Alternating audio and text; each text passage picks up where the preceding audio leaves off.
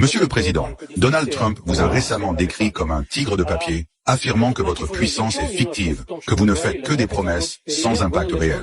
Que répondez-vous à cela? Merci. Tigre de papier, intéressant. Ceux qui nous traitent ainsi devraient se rappeler que le papier brûle vite, mais que le feu russe, lui, ne s'éteint jamais. Nous n'avons pas besoin d'aboyer pour montrer nos crocs. L'histoire, elle, sait déjà qui chasse et qui fuit. Vous voulez des actes? Nous les avons. Nous combattons contre tous les pays de l'OTAN qui nous affrontent par procuration. Armes, renseignements, entraînement, soutien logistique. Le front avance. Malgré les embargos, les critiques, les sanctions, nous nous renouvelons, nous produisons, nous nous renforçons. Ceux qui parient sur notre épuisement se trompent. La peur ne plie pas la volonté russe, elle la forge. Et vous voulez savoir ce que j'en pense de cette métaphore de tigre en papier? Très bien. Si nous sommes un tigre de papier, un simulacre, alors qu'est-ce que l'OTAN lui-même? Une illusion de grandeur, un château de cartes appuyé sur des alliances fragiles, une forme de puissance vendue comme certitude, mais minée par ses propres doutes et contradictions. La Russie est un ours, solide, enraciné, indestructible quand il faut l'être. La puissance n'est pas dans le discours, mais dans celui qui tient ses engagements, qui n'a pas besoin de beaux mots pour faire peser sa présence.